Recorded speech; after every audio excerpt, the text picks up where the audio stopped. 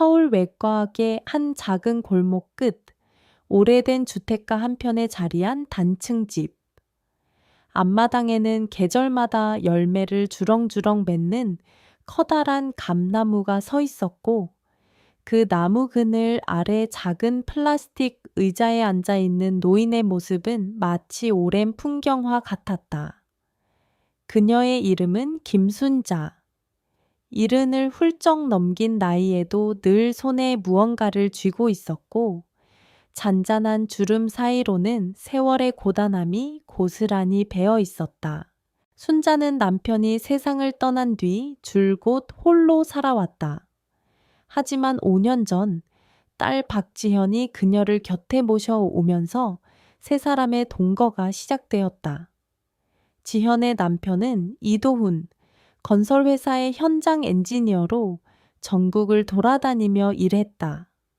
한 달 중 절반 이상은 집을 비우는 경우가 많았고, 집에 머물 때에도 피곤하다며 방에 틀어박혀 스마트폰만 들여다보는 시간이 대부분이었다.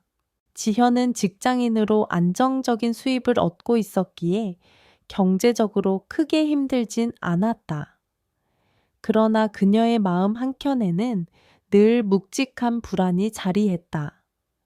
남편 도우는 결혼 초반엔 순자에게 예의를 갖추려 애썼지만 시간이 흐를수록 그 태도는 차갑게 변해갔다.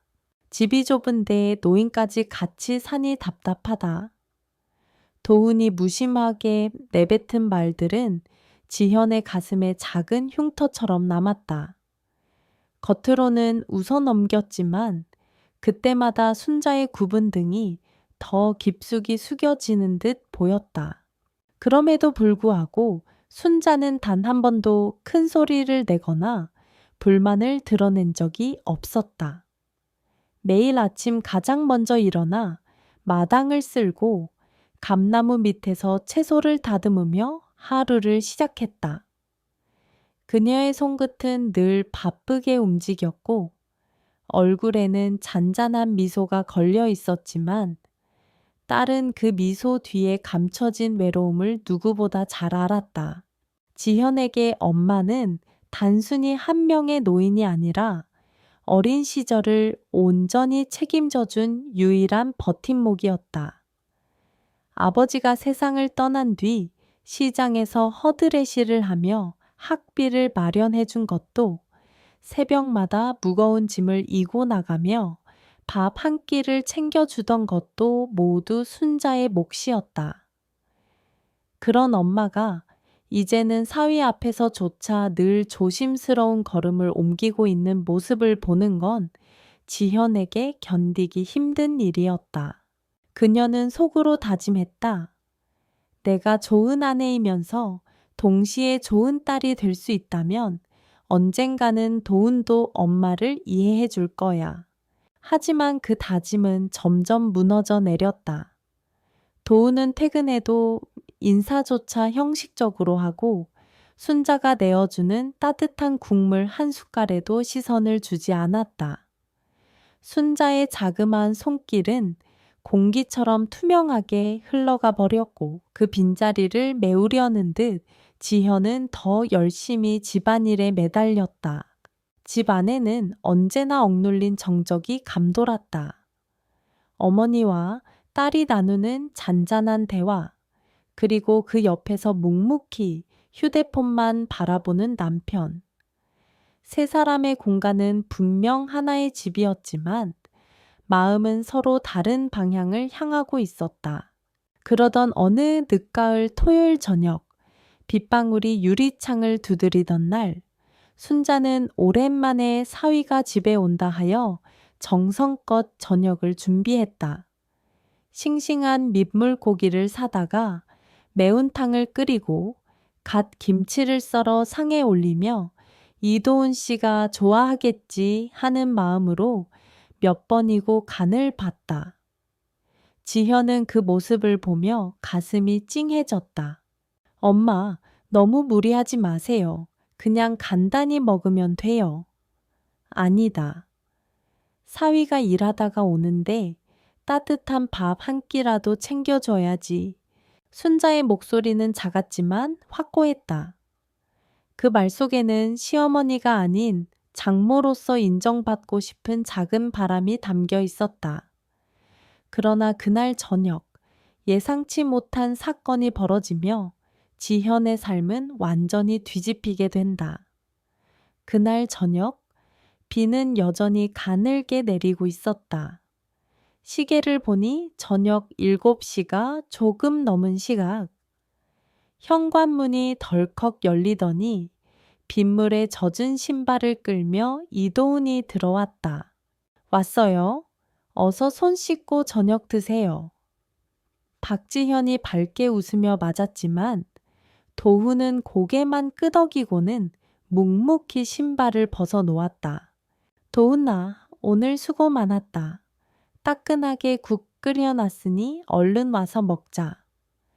김순자가 반가운 얼굴로 맞이했지만 그의 눈길은 그저 무심하게 식탁 위를 스쳤을 뿐이었다.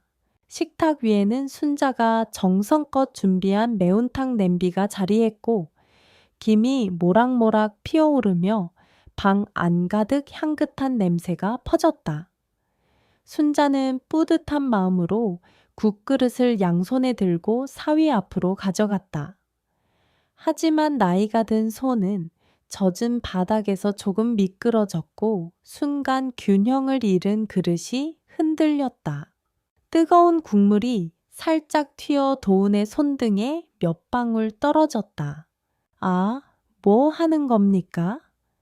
도훈이 자리에서 벌떡 일어나며 손을 획 치켜들었다. 눈빛은 날카롭고 목소리에는 억눌린 짜증이 폭발한 듯했다. 조송해요. 손이 떨려서 일부러 그런 게 아니에요. 순자의 얼굴은 순식간에 창백해졌고 두 손은 덜덜 떨리고 있었다. 괜찮아. 조금 튄 거야. 내가 약 발라줄게.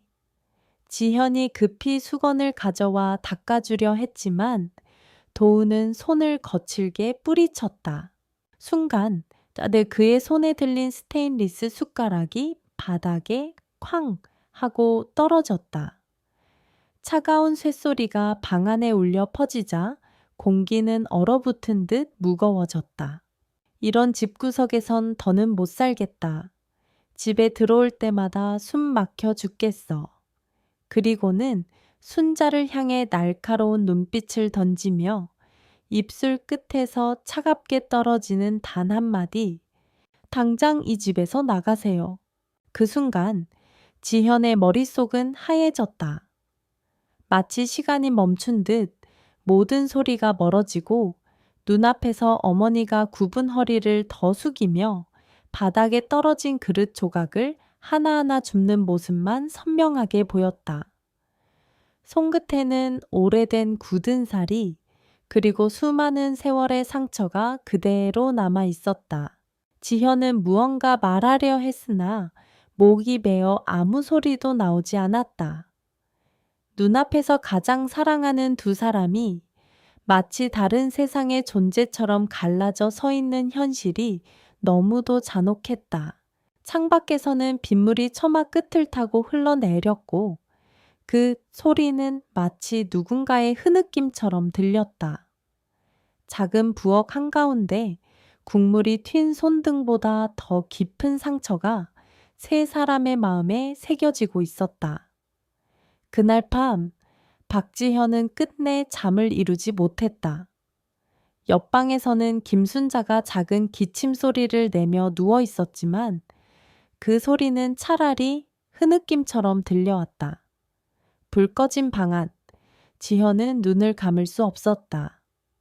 머릿속에서는 숟가락이 바닥에 부딪히던 날카로운 소리와 남편 이도훈의 차가운 외침이 계속 맴돌았다.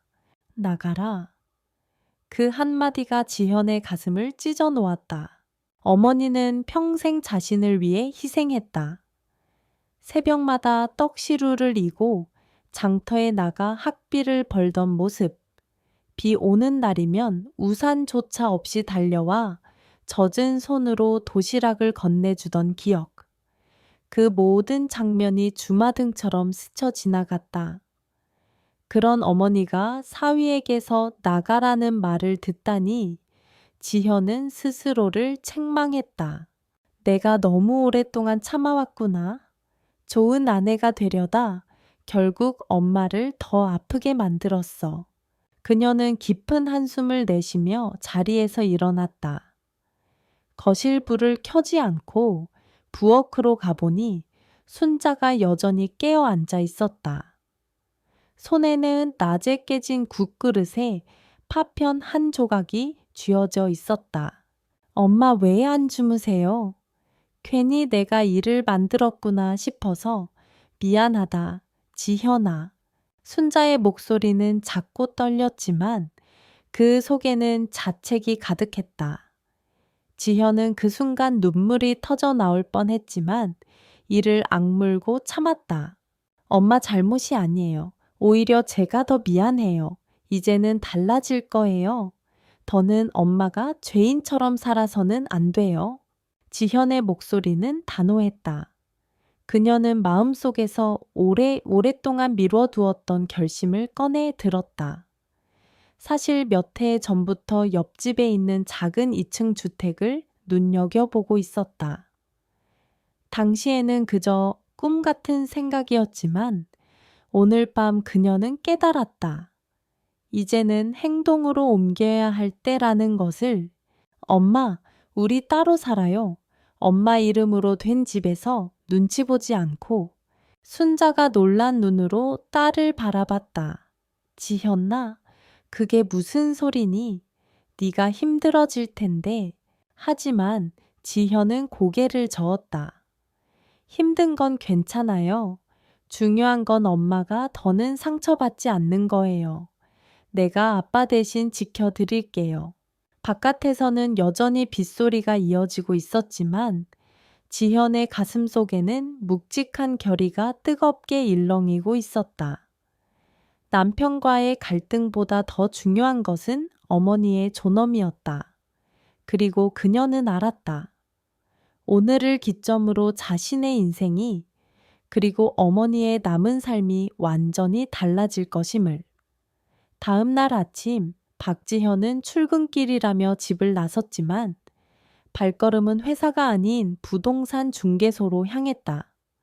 전날 밤 내린 비로 길바닥은 반짝였고 그녀의 마음도 긴장과 결심이 교차하며 요동쳤다. 몇 달 전부터 눈여겨본 옆집 2층 주택은 오랫동안 비어 있었다. 전 주인인 은퇴한 은행원이 아들과 함께 지방으로 내려가면서 집은 관리되지 않은 채 방치되어 있었다. 담벼락에는 이끼가 끼고 정원에는 잡풀이 무성했지만 지현의 눈에는 새로운 시작의 공간으로 보였다. 이 집 아직 매물로 있나요? 부동산 직원이 놀란 듯 그녀를 보며 고개를 끄덕였다. 네, 그런데 꽤 오랫동안 방치돼서 수리비가 들어갈 겁니다. 지현은 잠시 망설였지만 곧바로 입술을 깨물었다. 괜찮아요. 당장 계약 진행해 주세요. 그녀는 이미 준비가 되어 있었다. 어머니가 오래도록 간직해온 저금 통장, 그리고 자신이 10년 넘게 모은 적금을 합치면 충분했다. 무엇보다도 이 집을 어머니 이름으로 등기해 두었던 사실이 지현에게는 큰 힘이 되었다. 누구의 시선도 간섭도 받지 않는 오롯이 어머니의 보금자리. 계약서를 작성하는 순간 지현은 눈시울이 뜨거워졌다. 펜 끝이 종이를 스칠 때마다 가슴속에 쌓여있던 응어리가 조금씩 풀려나가는 듯했다. 이제 엄마가 더는 눈칫밥을 먹지 않아도 돼. 누구도 엄마를 내쫓을 수 없어. 그 후로 지현의 일상은 바쁘게 흘러갔다. 회사에서는 야근이 잦다며 둘러댔지만 사실은 매일 저녁 공사 현장에 들러 리모델링 과정을 점검했다. 벽지를 새로 바르고 주방에는 어머니가 좋아하는 원목 싱크대를 설치했다. 오래된 마루를 갈아엎고 정원에는 작은 화단을 만들었다. 여기에는 국화 화분을 놓고 저쪽에는 고추랑 상추를 심으면 엄마가 좋아하시겠지. 혼잣말을 하며 도면 위에 메모를 남기는 지현의 얼굴에는 피곤함보다 설렘이 가득했다. 하루는 인부가 물었다. 사모님, 집주인은 따로 계신 겁니까? 왜 이렇게 꼼꼼히 챙기세요? 지현은 미소 지으며 답했다. 집주인이 제 어머니세요.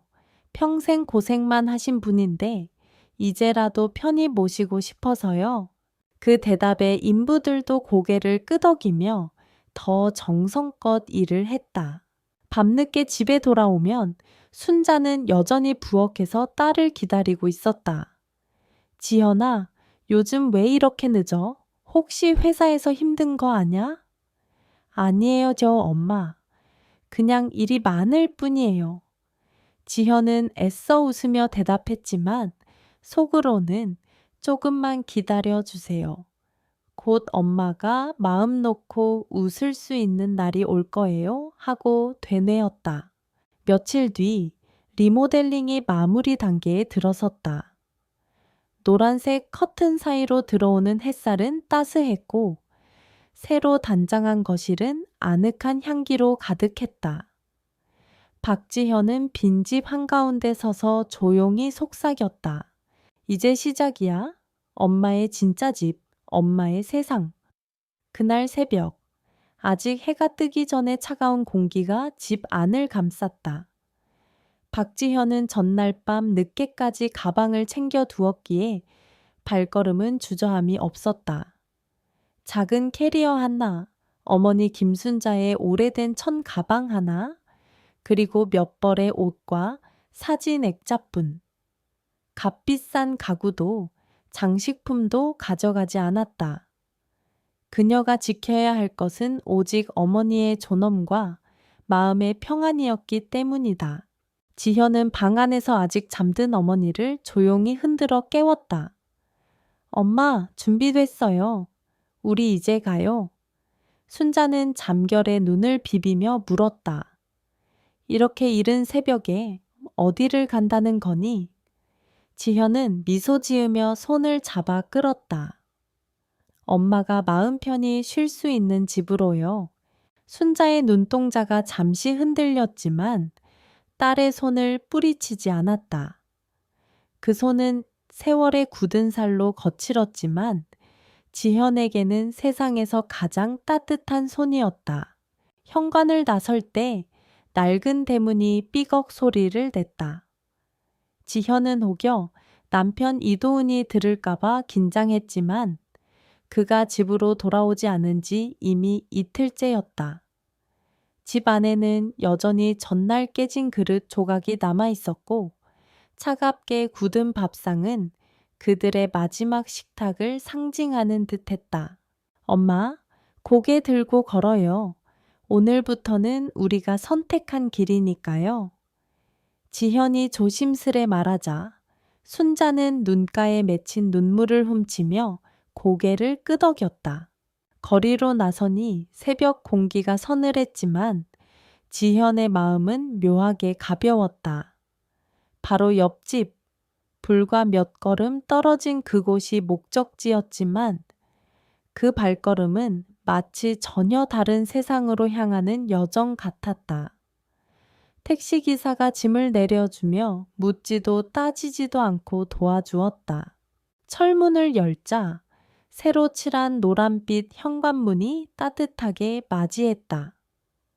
정원에는 아직 덜 마른 페인트 냄새가 은은히 풍겼고 아침 이슬이 맺힌 화단의 국화꽃이 조용히 고개를 숙이고 있었다. 엄마 여기에요. 이제부터 엄마 집이에요. 지현이 떨리는 목소리로 말하자 순자는 한참 동안 말없이 현관 앞에 서 있었다. 정말 우리 집이라고? 그 질문 속에는 믿기 어려운 기쁨과 동시에 수십 년을 참아온 서러움이 섞여 있었다. 지현은 어머니의 손을 꼭 잡았다. 네, 엄마 이름으로 된 집이에요. 아무도 우리를 내쫓지 못해요. 순자의 눈가에서 뜨거운 눈물이 흘러내렸다. 하지만 이번 눈물은 슬픔이 아닌 안도의 눈물이었다. 두 사람은 서로를 끌어안았다. 차가운 새벽 공기 속에서도 그 순간만큼은 세상 그 어떤 곳보다 따뜻했다. 새 집에 들어선 첫날 아침, 김순자는 낯선 듯 주변을 천천히 둘러보았다. 벽지는 새하얗게 바뀌어 있었고 거실 한쪽에는 그녀가 좋아하는 원목 장식장이 놓여 있었다. 창계는 작은 커튼이 드리워져 있었는데 바람이 불면 살짝 흔들리며 햇살을 포근하게 걸러냈다. 지현아, 이게 정말 우리 집이 맞니? 순자가 조심스레 묻자 박지현은 환하게 웃으며 대답했다. 그럼요, 엄마. 엄마 이름으로 된 집이에요. 여기서는 누구 눈치도 보지 않아도 돼요. 순자의 손이 떨리며 장식장을 쓰다듬었다. 오래전 시장에서 허드레시를 하던 젊은 시절에는 상상조차 못한 풍경이었다. 그녀는 벽에 걸린 새 액자를 보며 눈시울이 붉어졌다. 액자 속 사진은 남편의 생전 모습이었다. 지현이 일부러 크게 인화해 걸어둔 것이었다. 부엌으로 향하니 반짝이는 새 싱크대와 전기레인지가 있었다. 지현이 미리 준비해둔 주방 도구들이 가지런히 놓여 있었다. 순자는 손끝으로 냄비를 만지며 속삭였다. 이렇게 좋은 부엌에서 밥을 지어본 게 평생 처음이네. 그날 점심, 모녀는 새 부엌에서 첫 식사를 준비했다. 순자는 텃밭 대신 화분에 심어둔 상추 몇 장을 따서 된장에 곁들였다. 지현은 직접 장을 봐온 싱싱한 고등어를 구웠다. 식탁 위에는 단출한 3가지 반찬뿐이었지만 두 사람의 마음은 그 어느 때보다 풍족했다. 엄마, 이제부터는 매일 이렇게 편히 드세요. 더는 그 눈치 볼 필요 없어요. 지현의 말에 순자는 고개를 끄덕이며 미소 지었다. 그 미소는 오랜 세월 굳게 닫혀있던 마음의 문이 조금씩 열리고 있다는 증거였다. 오후가 되자 순자는 마당에 나가 작은 화단을 살폈다. 지현이 심어둔 국화꽃이 아직 활짝 피지는 않았지만 푸른 잎사귀가 싱싱했다. 그녀는 작은 삽을 들고 흙을 고르며 말했다. 여기엔 부추를 심고 저쪽에는 고추대를 세우자. 그래야 밥상이 풍성해지지. 지현은 창가에서 그 모습을 바라보다가 카메라를 꺼냈다. 언젠가부터 일상의 순간들을 기록하고 싶다는 마음이 커졌다. 어머니의 굽은 등이 햇살에 물든 모습은 세상 그 무엇보다 아름다웠다. 해가 지고 저녁이 찾아오자 새 집의 공기는 따뜻한 음식 냄새로 가득 찼다. 순자는 된장국을 끓이며 중걸거렸다. 이제야 살 것 같구나. 그 말은 마치 오랫동안 눌러두었던 한숨이 풀려나온 듯 담담했지만 지현의 가슴을 깊이 울렸다. 새 집에 정착한 지 한 달쯤 지났을 무렵 박지현은 점점 달라지는 어머니의 표정을 보며 마음이 놓였다. 매일 아침 마당을 쓸고 작은 화분을 돌보는 김순자의 걸음걸이는 한결 가벼워졌다. 무엇보다도 식탁에 앉아 음식을 나눌 때마다 조금씩 번지는 웃음은 오래전 잃어버렸던 평온을 되찾은 듯했다. 그런 어머니를 보며 지현은 한 가지 생각을 떠올렸다. 이 행복한 순간들을 기록으로 남기고 싶다. 그리고 누군가와 나누면 더 큰 힘이 되지 않을까? 지현은 퇴근길에 작은 카메라와 삼각대를 샀다. 그리고 어느 저녁 조심스럽게 어머니에게 말을 꺼냈다. 엄마, 우리 밥 먹는 모습 한번 찍어도 돼요. 그냥 추억으로 남기고 싶어서요. 순자는 잠시 당황했지만 곧 고개를 끄덕였다. 뭐 별건 아니지만 네가 원한다면야. 그날의 저녁 메뉴는 고등 어조림과 된장국이었다. 지현은 카메라를 세워두고 촬영 버튼을 눌렀다. 화면 속 어머니는 서툴지만 정성스러운 손길로 고등어를 뒤집고 된장국에 파를 송송 썰어 넣었다. 이거 아버지가 살아계실 때 제일 좋아하던 거야. 국물이 걸쭉해야 맛있지. 어머니가 중얼거리듯 하는 말이 영상에 그대로 담겼다. 촬영이 끝난 후 지현은 짧은 영상을 편집해 인터넷에 올렸다. 제목은 단순했다. 엄마 밥상 집에서 먹는 고등어 조림과 된장국. 뜻밖에도 영상은 빠르게 퍼져나갔다. 며칠 만에 수천 명이 영상을 시청했고 댓글에는 따뜻한 말들이 줄을 이었다. 어머니 손맛이 그대로 느껴져요. 우리 할머니 생각이 나서 눈물이 납니다. 이런 영상이 더 필요해요. 감사합니다. 지현은 휴대폰을 보여주며 말했다. 엄마, 사람들 반응 좀 보세요. 다들 엄마 음식을 좋아해요. 순자는 눈을 동그랗게 뜨며 믿기 힘들다는 듯 웃었다. 아니, 세상에. 내가 만든 밥을 누가 본다고 그래? 그러나 댓글 하나하나를 읽어 내려가자 그녀의 얼굴에는 천천히 붉은 기운이 돌았다. 낯설지만 따뜻한 감정이었다. 마치 세상으로부터 당신은 소중한 사람입니다. 라는 인정을 받은 듯했다. 그날 밤 지현은 새로운 채널을 만들었다. 이름은 엄마 밥상. 단순하지만 그 안에 담긴 의미는 분명했다. 평생 자식만을 위해 밥상을 차려온 어머니의 삶을 이제는 세상과 나누고 싶은 딸의 바람. 지현은 다짐했다. 이제부터 엄마의 이야기를, 엄마의 음식을 더 많은 사람들에게 전해주리라. 첫 영상을 올린 지 한 달, 엄마 밥상 채널은 예상치 못한 속도로 성장했다. 구독자는 10,000명을 넘어섰고 매번 영상을 올릴 때마다 수백 개의 댓글이 달렸다.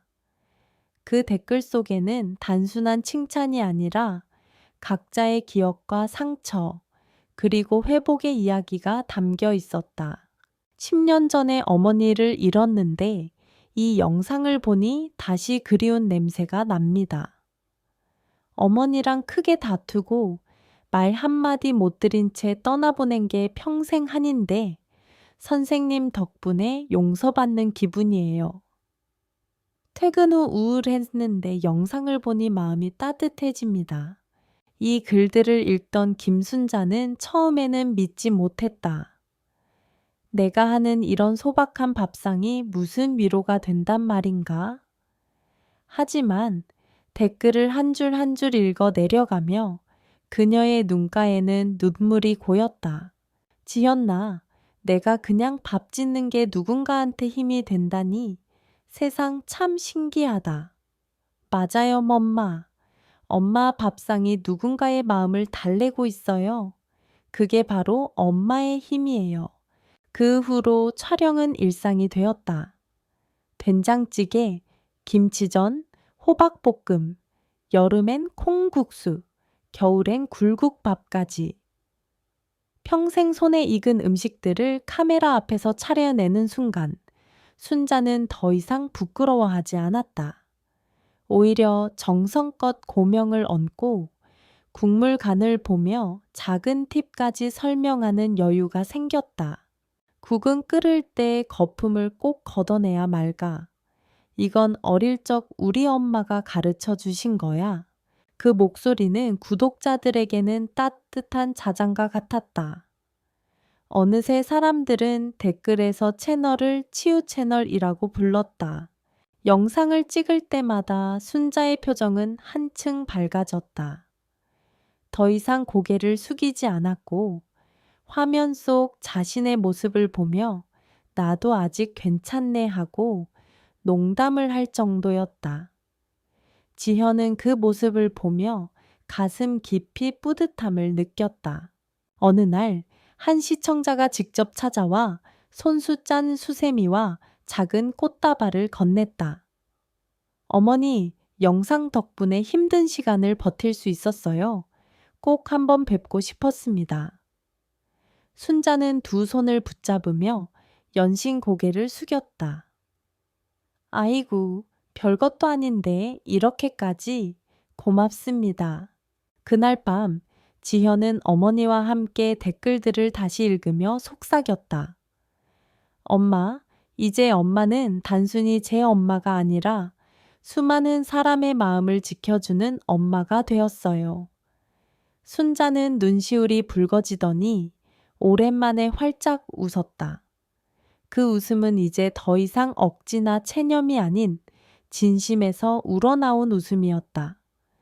이도우는 처음 며칠 동안 단순히 아내의 감정적인 반응이라 여겼다. 조금만 지나면 돌아오겠지. 화가 풀리면 연락하겠지. 하지만 시간이 흘러도 박지현은 집으로 돌아오지 않았다. 휴대폰으로 몇 번이나 전화를 걸었지만 신호만 울렸고 보내는 메시지에는 짧은 답변조차 오지 않았다. 텅 빈 집은 낯설게 느껴졌다. 부엌 싱크대에는 아직도 깨진 국그릇의 흔적이 남아 있었고 식탁 위에는 닦이지 않은 국물 자국이 그대로 굳어 있었다. 그 흔적은 마치 네가 한 말 때문에 두 사람은 떠났다 라고 조롱하듯 그를 괴롭혔다. 밤마다 도우는 잠을 이루지 못했다.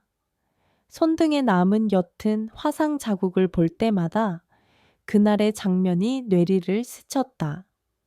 떨리는 손으로 사위에게 국을 내밀던 장모 김순자, 그리고 그를 막아보려던 아내 지현의 눈물 고인 눈빛.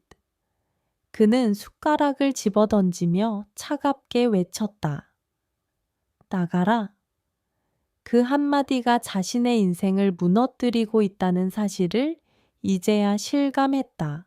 며칠 후 이웃인 초의 노인에게서 뜻밖의 이야기를 들었다. 도은 씨, 알지? 옆집 집주인 바뀌었다더라? 보니까 지현 씨가 어머니랑 같이 들어간 것 같던데? 그 말에 도은의 얼굴은 하얗게 질렸다. 곧장 그 집 앞에 가봤지만 높은 담장 너머로 들려오는 웃음소리만이 대답이었다. 담벼락에 기대어 한참을 서 있다가도 차마 초인종을 누르지 못한 채 발길을 돌렸다. 설마 지현이가 그 집을 산 건가? 그럴 리가. 하지만 마음 한켠에서는 오래전 아내가 무언가를 준비하고 있었다는 불길한 예감이 스며들었다. 그날 밤 도우는 술잔을 기울이며 자신에게 되물었다. 내가 정말 그렇게까지 심했나? 장모님께 그럴 말이었나? 취기가 오를수록 그는 더 선명하게 깨달았다. 자신은 단순한 불편함을 짜증으로 쏟아냈고 평생 고생하며 딸을 길러낸 노인에게 씻을 수 없는 모욕을 안겼다는 사실을. 며칠 뒤 그는 용기를 내어 다시 그 집 앞에 섰다. 철문 안쪽에는 정갈하게 손질된 화단이 있었고 창문 너머로 희미한 전등불이 비쳤다. 안에서 들려오는 웃음소리에 발걸음은 무겁게 얼어붙었다. 그는 조용히 중얼거렸다. 지현아, 내가 잘못했어. 장모님, 죄송합니다. 한 번만 용서해 주실 수 없을까요? 하지만 그 목소리는 담장 너머로 전해지지 않았다. 차가운 바람만이 그의 귓가를 스쳐 지나갔다. 며칠 동안 집 앞만 맴돌던 이도우는 결국 결심을 굳혔다. 퇴근 후 꽃집에 들러 흰 국화 한 다발을 샀다. 사과의 마음을 담기엔 부족했지만 그가 할 수 있는 최선이었다. 저녁 무렵 새로 단장된 담장 앞에 서서 도우는 한참을 망설이다 초인종을 눌렀다. 잠시 뒤 문이 열리며 박지현이 나타났다. 그녀의 표정은 담담했지만 차갑게 식은 눈빛에는 단호함이 서려 있었다. 무슨 일로 오셨어요? 지현아? 잠깐만 장모님께 사과드리고 싶어. 그날 내가 너무 심했어. 지현은 잠시 침묵하더니 한 발짝 옆으로 물러섰다. 그럼 직접 말씀하세요. 하지만 엄마 마음은 쉽지 않을 거예요. 거실로 들어서자 김순자가 작은 테이블 앞에 앉아 있었다. 눈빛은 흔들림 없이 고요했고 손에는 뜨거운 차가 담긴 잔이 들려 있었다. 도훈은 급히 허리를 굽혔다. 어머니, 죄송합니다. 그날 화를 참지 못해 상처 드린 거 진심으로 후회합니다. 순자는 차를 천천히 내려놓고 그를 바라보았다. 목소리는 낮고 차분했지만 그 안에는 단호한 울림이 있었다. 도훈 씨, 사람은 누구나 화낼 수 있어요. 하지만 그날 당신이 한 말은 단순한 화풀이가 아니었어요. 나가라는 말은 내 인생을 부정하는 말이었지요. 도훈은 고개를 푹 숙였다. 제가 정말 잘못했습니다. 다시는 그런 일 없을 겁니다. 제발 용서해 주세요. 순자는 눈을 감았다가 천천히 떴다. 나는 화를 오래 품지 않아요. 하지만 그렇다고 해서 상처가 지워지는 건 아니에요. 나는 당신을 원망하지 않습니다. 다만 다시는 내 앞에서 밥을 달라 하지 마세요. 순간 거실 공기가 무겁게 가라앉았다. 도훈의 입술이 파르르 떨렸지만 그는 더 이상 아무 말도 할 수 없었다. 지현은 옆에서 어머니의 어깨를 감싸며 덧붙였다. 엄마 말씀 들으셨죠? 사과는 받았지만 마음의 문은 열리지 않았어요. 그러니 이제 돌아가 주세요. 도훈은 국화 다발을 조용히 테이블 위에 내려놓았다. 그러나 순자는 그 꽃을 쳐다보지도 않았다. 그녀의 시선은 창밖 어스름한 노을에 머물러 있었다. 돌아가요. 이미 늦었어요. 그 말은 낮지만 단호했다. 도훈은 무겁게 고개를 끄덕이며 발걸음을 돌렸다. 현관문이 닫히는 순간 그의 어깨는 한해 없이 초라해 보였다. 순자는 한동안 말이 없었다. 그러다 차가 식어가는 잔을 바라보며 낮게 속삭였다. 사람의 말 한마디가 평생의 상처가 될 수도 있다는 걸 이제라도 알았으면 좋겠구나. 박지현은 어머니와 함께 새 집에서 지낸 지 2달째 되는 날 조용히 책상에 앉아 펜을 들었다. 눈앞에는 법률 상담소에서 받아온 서류와 작은 수첩이 놓여 있었다. 수첩 속에는 지난 몇 년간 도훈과의 갈등이 빼곡히 적혀 있었다. 사소한 무시에서 시작해 차가운 말투, 그리고 결국은 어머니를 향한 모욕까지. 그 모든 기록은 결심을 굳히게 만드는 증거였다. 더 이상은 안 돼. 엄마를 지키려면, 나 자신을 지키려면 끊어내야 해. 지현은 먼저 법률 상담을 받았다. 변호사는 침착한 목소리로 말했다. 남편분 명의의 집은 혼인 전부터 소유한 것이니 분할 대상이 되기 어렵습니다. 하지만 회사 공동투자금은 반환 청구가 가능하니 그 부분을 중점적으로 진행하시면 됩니다. 그 설명을 듣고 나오던 길, 지현의 발걸음은 무겁지 않았다. 오히려 해방감을 느꼈다. 물질적인 건 상관없어. 중요한 건 엄마와 내가 더는 상처받지 않는 거야. 집에 돌아와 어머니에게는 차마 바로 말하지 못했다. 순자는 여전히 새 화단에서 자잘한 꽃들을 돌보고 있었고 평온한 표정을 짓고 있었다. 지현은 속으로 다짐했다. 엄마가 불안해하지 않도록 모든 절차는 내가 조용히 진행해야지. 밤이 깊어가자 지현은 조용히 컴퓨터 앞에 앉아 이혼 서류를 작성했다. 사율 안에 적은 문장은 짧았지만 모든 걸 담고 있었다. 상호 존중의 부재와 장모에 대한 모욕으로 인한 결혼 생활 파탄. 펜을 내려놓는 순간 그녀는 눈을 감고 긴 숨을 내쉬었다. 마음 한편이 시리게 허전했지만 동시에 오랜 짐을 벗어낸 듯 가볍기도 했다. 며칠 후 지현은 법원에 서류를 제출했다. 작은 도장을 찍는 순간 지난 7년의 결혼 생활이 조용히 끝을 고하고 있었다. 법정을 나서며 하늘을 올려다보니 구름 사이로 햇살이 비집고 들어왔다. 마치 새로운 길이 열리고 있다는 신호 같았다. 그날 저녁, 지현은 아무 일도 없다는 듯 어머니와 식탁에 앉았다. 순자가 물었다. 오늘은 일찍 왔네. 무슨 일 있었니? 지현은 미소 지으며 고개를 저었다. 아니에요, 엄마. 그냥 오늘은 마음이 좀 가벼워졌어요. 순자는 이유를 알지 못한 채 고개를 끄덕였지만 지현은 속으로 다짐했다. 이제 진짜 시작이야. 엄마와 나 둘만의 새로운 삶.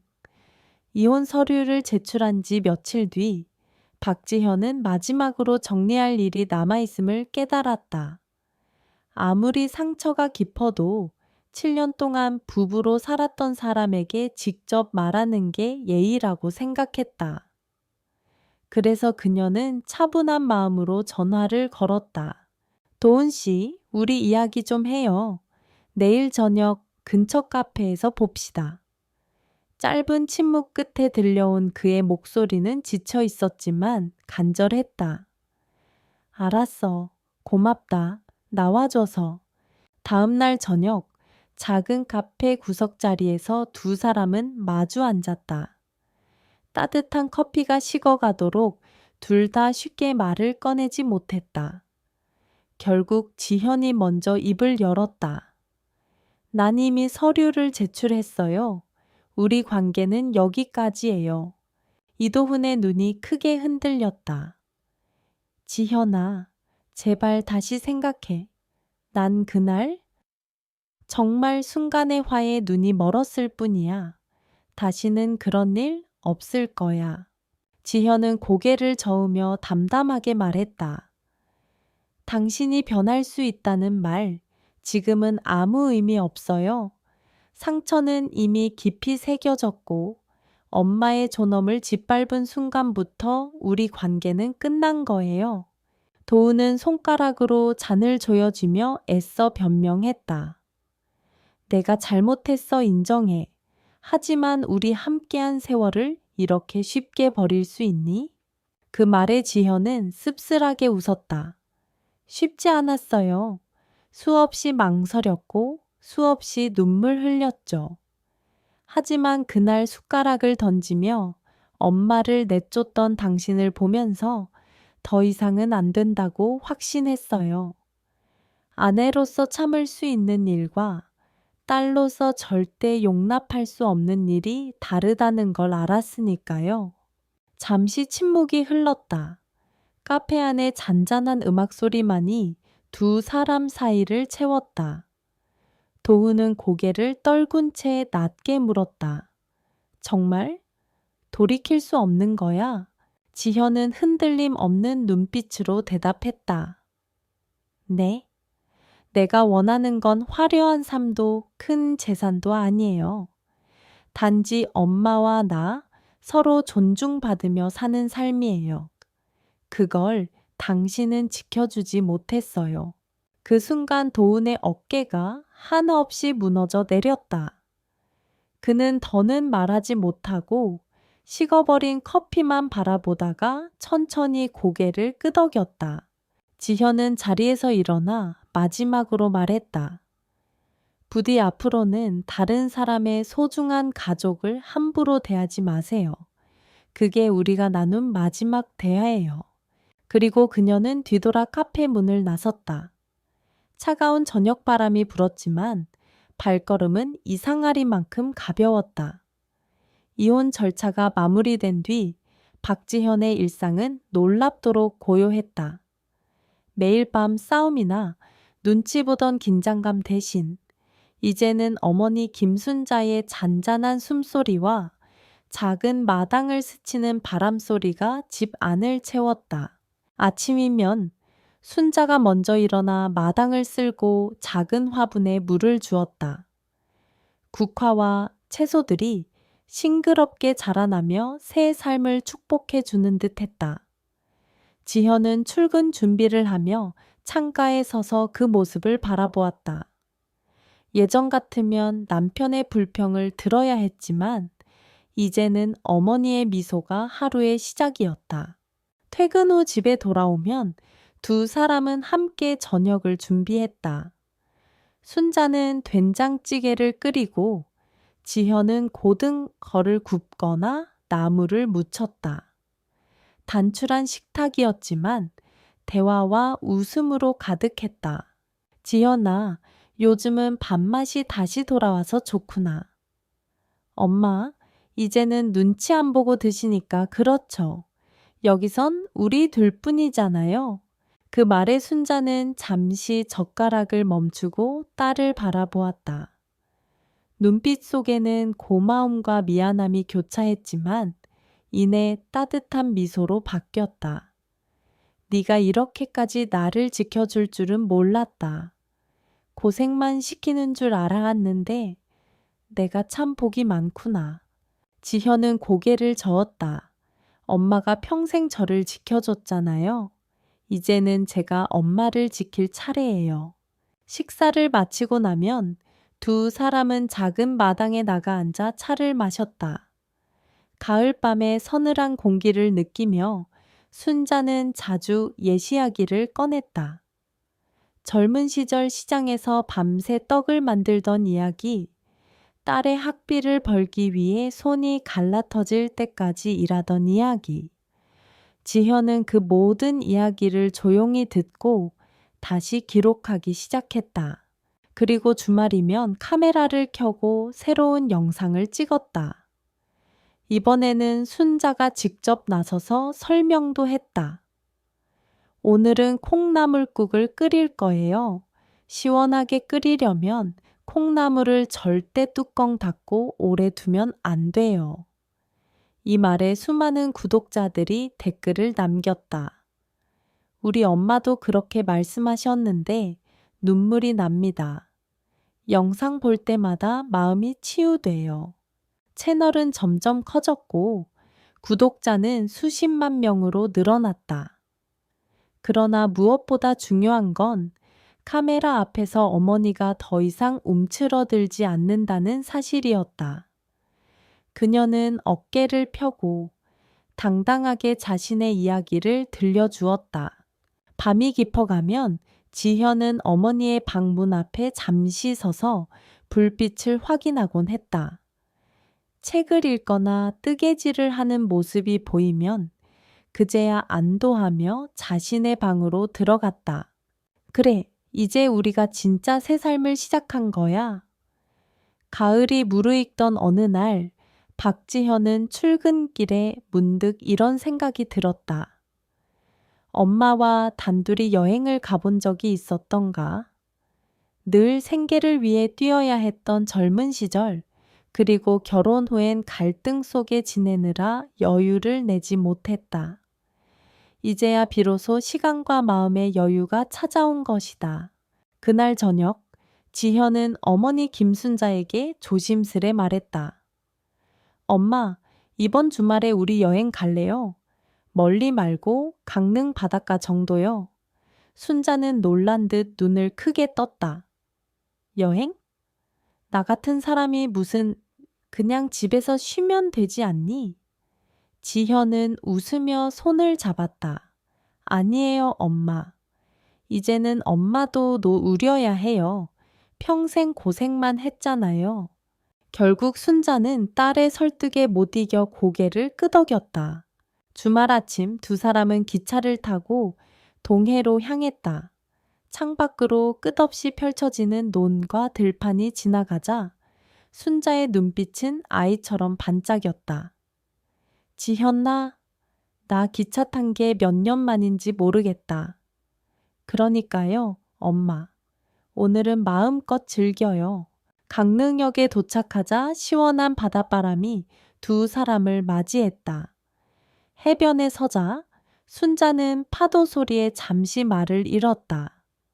바다와 마주한 그녀의 얼굴에는 세월의 주름 속에서도 설레는 빛이 어린 소녀 같은 표정이 스쳤다. 이렇게 넓은 바다를 보니 가슴이 뻥 뚫린다. 엄마, 이제부터는 이런 풍경 자주 보러 다녀요. 우리 둘만의 버킷리스트 만들자고요. 두 사람은 바닷가 모래 위에 나란히 앉아 발을 담그며 사진을 찍었다. 지현은 작은 카메라로 영상을 남겼다. 그 모습은 곧 엄마 밥상 채널의 특별 에피소드로 올라갔고 시청자들은 뜨거운 반응을 보였다.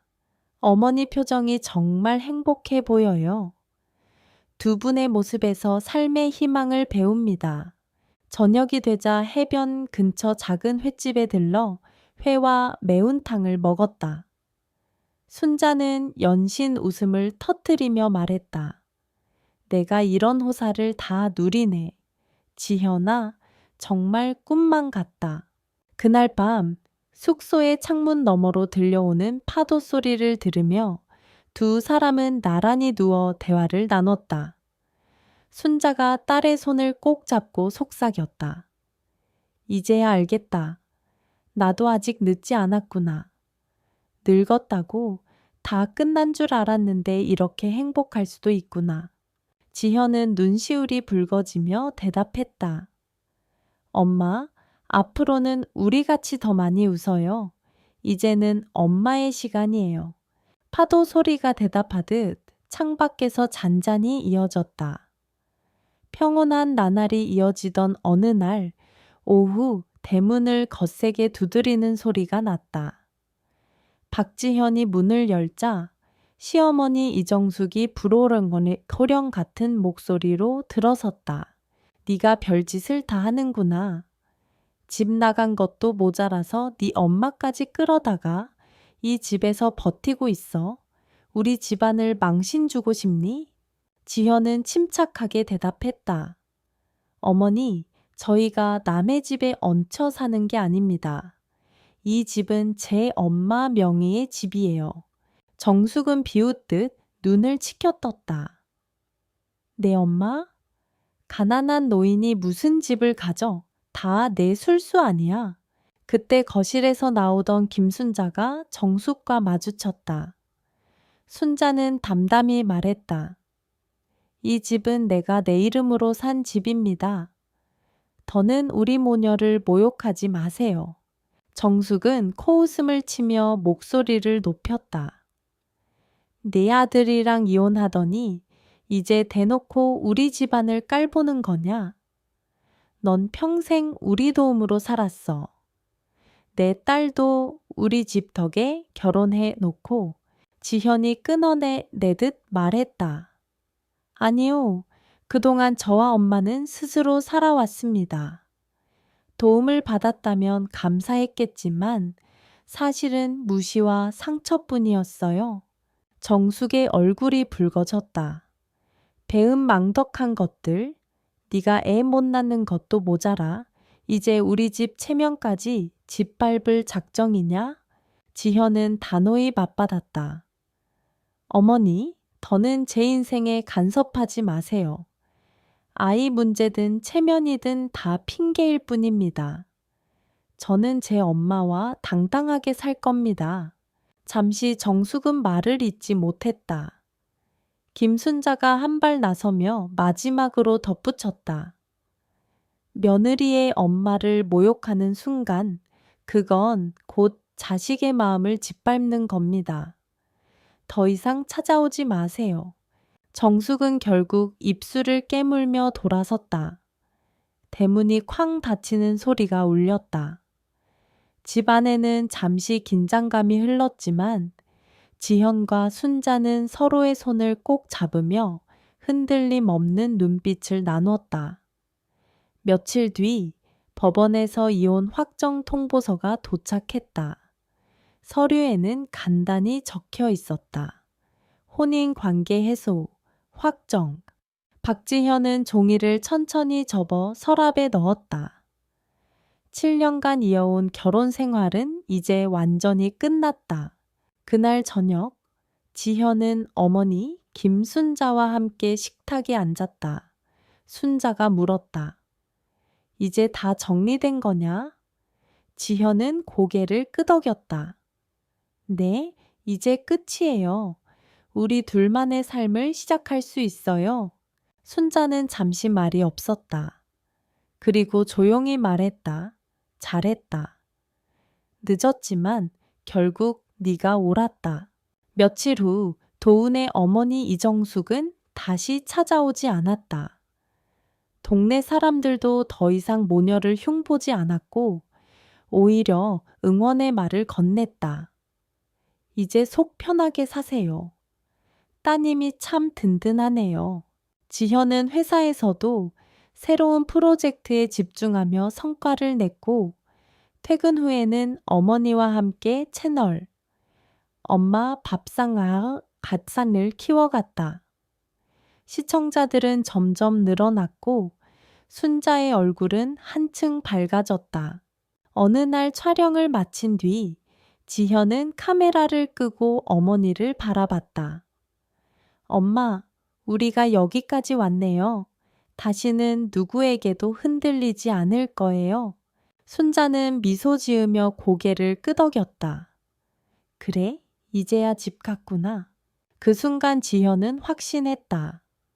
과거의 상처는 끝났고 앞으로는 자신과 어머니가 서로의 힘이 되어 살아가리라는 것을